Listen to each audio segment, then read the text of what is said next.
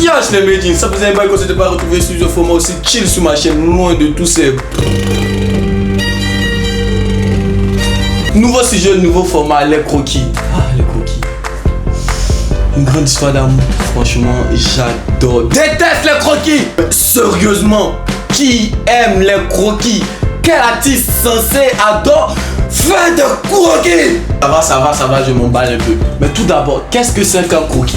Un croquis, c'est un dessin. C'est tout. Un croquis est un dessin simple qui permet de représenter des formes et d'avoir un aperçu de ce qu'on cherche à représenter. Mais pourquoi on les déteste alors?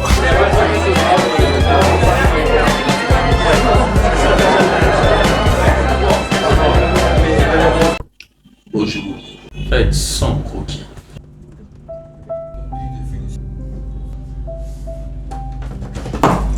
1000 croquis.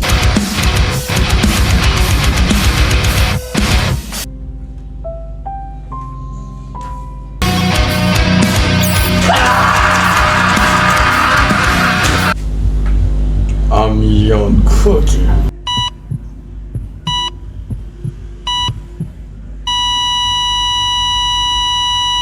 Grosso modo, personne n'aime les croquis. Non mais sérieusement, qui aime les croquis? À part quelqu'un qui est fou. Mais même les fous aussi, tu vois non? Ça, c'est les fans de Mike Tyson qui sont fans des croquis. La seule chose pour laquelle on la déteste, c'est juste parce qu'on nous a gavé de ça tout le temps dans toute notre vie. Et si tu détestes pas les croquis, tant mieux pour toi, chapeau. Fan de Mike Tyson. On déteste les croquis juste parce qu'on nous a rabâché cela à tort et à travers de le faire tout le temps en surnom, raison pour laquelle on déteste cela. Sinon, blague à part, le croquis c'est une activité très passionnante, enrichissante qui va te permettre d'évoluer très facilement. C'est très simple, tu déposes un truc et tu le dessines. Le but ce n'est pas d'atteindre une esthétique incroyable parce que ce n'est vraiment pas le but de la chose. Le but c'est de tout simplement te permettre d'affiner tes traits. Oui, c'est tout simple, être capable de dessiner sans baver, être capable de faire des traits sans chahuter et surtout ne pas avoir honte. C'est le plus important de là. Oui, toi, je te parle, oui, toi, statut visé. Le problème avec ceux qui ont peur de faire les croquis, c'est qu'ils ont peur des moqueries. Ils ont peur de l'avis des gens. Parce qu'un croquis, c'est quelque chose de simple. Mais à force de voir plein de personnes représenter des trucs super méga beaux sur internet et que j'enseigne autour de toi, tu finis par te dire que c'est un truc qui doit être fait avec étoffe, avec esthétique. Alors que pas du tout. Maintenant, tu te mets dans une position de peur. Si tu fais pas de croquis, qui est simplement un dessin simple pour étoffer tes techniques et pour te faire avancer, tu fais pas. Tu es là. Tu penses que c'est où? Non, faut te calmer. Tu penses que tu as évolué ton monde?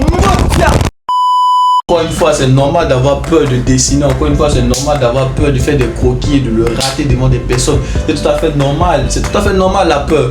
Mais le problème, c'est que si tu as peur, tu n'avances pas. Et si tu n'essayes pas d'affronter cette peur, ça ne va jamais avancer. En fait, le problème, c'est la moquerie. Encore une fois, le problème, c'est la moquerie. Mais la moquerie même mériterait une toute autre vidéo dans l'art. Je le dis tout le temps, la seule façon d'évoluer en dessin, c'est de se foutre de la vie des personnes qui t'empêchent d'évoluer. En gros, si tu vois quelqu'un qui se moque de toi, tu le bâches. Si tu vois quelqu'un qui t'empêche de dessiner, tu le bâches. Au pire des cas, tu souris. Le plus important, c'est de prendre du plaisir. Prends du plaisir dans ce que tu fais. C'est très important.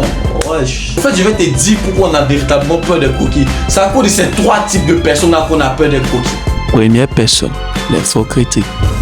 Comment faire pour reconnaître un faux critique? Eh ben, c'est tellement simple. Commence toujours d'abord par te dire un petit compliment, histoire de remonter ton estime. Ah bien, ton dessin il est très beau. Et toi comme un imbécile. Merci. Et puis bam, la chute. C'est un champignon. Non, c'est pied. Oh, c'est pied. Oh, il y a vu son champignon. C'est vrai. Ça, c'est un faux critique. Deuxième personne, les poésies. La poésie, ce sont ce genre de personnes, ce genre d'artistes qui représentent des choses très compliquées et te disent oh non, c'est facile. Le gars, il fait ça. Facile. Ça. Facile. Ça. Non, c'est facile. Genre, eux, chez eux, tout est facile. Tout est easy. tout n'a pas de problème. Même quand c'est dur, eh ben c'est facile. Du courage, frère. Troisième personne, la feu. T'es-tu déjà retrouvé en Antarctique, sur le mont Everest, au pic du sommet, chez le Père Noël, en train de faire tous les cadeaux de tous les enfants du monde entier, la veille, pour les envoyer dans 1 heure? Eh ben c'est ça, avec une feuille de dessin. Une feuille vierge, c'est un continent, un monde que tu dois dompter juste à la seule force de tes traits.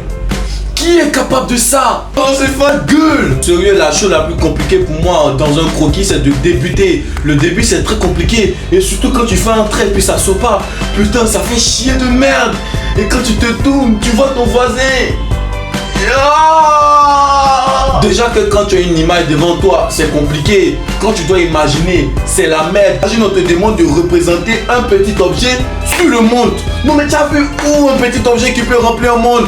Où tu as vu ça? Oh, c'est ta gueule! Fous-toi de ceux qui représentent genre les trucs compliqués.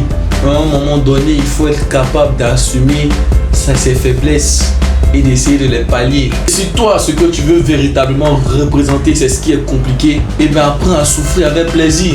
On n'a rien sans rien dans la vie. Ouais, mais Jane, ça c'était mes traits d'année 2020. Ça c'était mes traits d'année 2021. Et ça, ce sont mes traits d'année 2023. Bon, j'ai sauté une date, mais tu l'auras compris, une évolution. Au minimum 3 croquis par jour de 5 minutes pendant 1 mois. Et je te dis que tu m'en diras des nouvelles. Si tu n'évolues pas, ben tu vas évoluer. Et j'oubliais,